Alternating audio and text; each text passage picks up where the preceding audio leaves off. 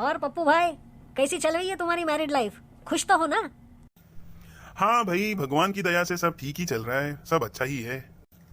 मेरी और मेरी वाइफ की आपस में बड़ी ही अच्छी अंडरस्टैंडिंग है। सुबह हम दोनों मिलकर नाश्ता बनाते हैं, फिर मीठी मीठी बातों में बर्तन भी धो लेते हैं। प्यार प्यार में मिलकर हम कभी कपड़ा भी धो लेते हैं। कभी वो किसी स्पेशल डिश की फरमाइश कर देती है, कभी कभी मैं अपने मर्जी से कुछ बना लेता हूँ। अच्छा, और मेरी पत्नी बहुत ही सफाई पसंद है भाई, इसलिए उनको खुश रखने के लिए ना सारे घर की सफाई की जिम्मेदारी मैं अपने सर ले लिया हूँ। और भाई, सब हम अपनी बताएं या तुम अपनी भी कुछ सुनाओगे? तुम सुनाओ, तुम्हारी कैसी चल रही है? भाई, बेइज्जती तो अपनी भी उतनी हो रही है जितनी तुम्हारी हो रही है, लेकिन हमको आपकी तरह पावर पॉइंट प्रेजेंटेशन बनाना नहीं आता।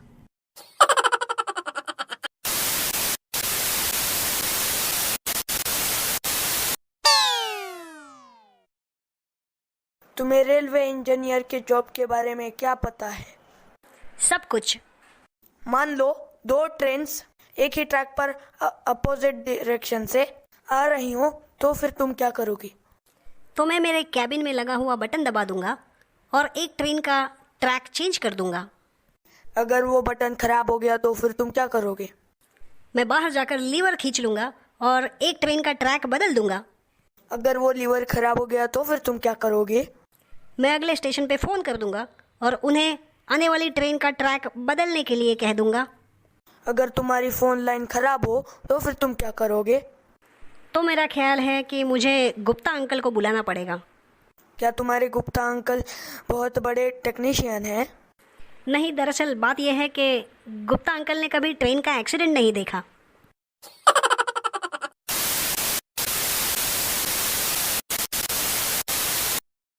पप्पू भाई, कॉन्ग्रेचुलेशन, तुम्हारी शादी को 10 साल हो गए।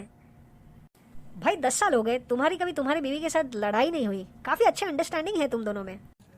भाई बात ऐसी है कि शादी के बाद हम हनीमून के लिए माथेरान गए थे। उस वक्त तुम्हारी भाभी पहली बार घोड़े पे बैठी थी। जिस घोड़े पे मेरी बीवी बैठी थी वो घोड़ा ज़रा सा लड़खड़ाया। उस घोड़े को तुरंत मेरी बीवी ने देख के कहा, ये तुम्हारी पहली गलती है। कुछ देर बाद वो बेचारा घोड़ा फिर लड़खड़ाया और मेरी बीवी ने उसे तुरंत देख के कहा, ये तुम्हारी दूसरी गलती है। और कुछ देर बाद जब तीसरी बार घोड़ा लड़खड़ाया तब तो हद ही हो गई मेरे भाई। बीवी ने सीधा गन निकाला और शूट कर दिया घोड़े को। भाई ये नज़ारा देख के ना मुझे बड़ा गुस्सा आया और मैंने तुरंत अपनी बीवी को डांट फटकार दी। इतनी छोटी चीज़ के लिए अपने मासूम जानवर की जान ले ली। फिर क्या हुआ? फिर उसने मुझे देख के कहा, ये तुम्हारी पहली गलती है।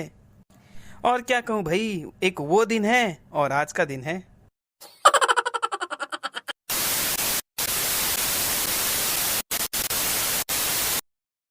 मैनेजर, जल्दी मेरे साथ मेरे रूम में चलो। मेरी बीवी खिड़की से कूदकर जान देना चाहती है। तो तुम्हारी बीवी है, तुम्हें समझाना चाहिए, मैं क्या कर सकता हूँ? अरे पागल, वो खिड़की खुल ही नहीं रही है।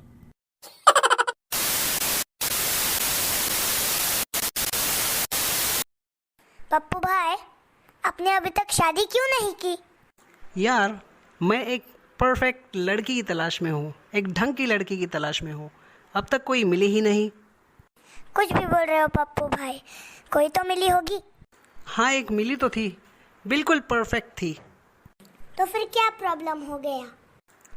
अरे वो भी तो एक परफेक्ट लड़के की तलाश में थी, एक ढंग के लड़के की तलाश में थी।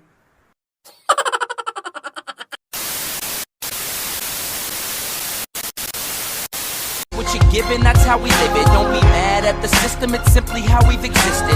I hear a lot of people talking like they politicians and choose to be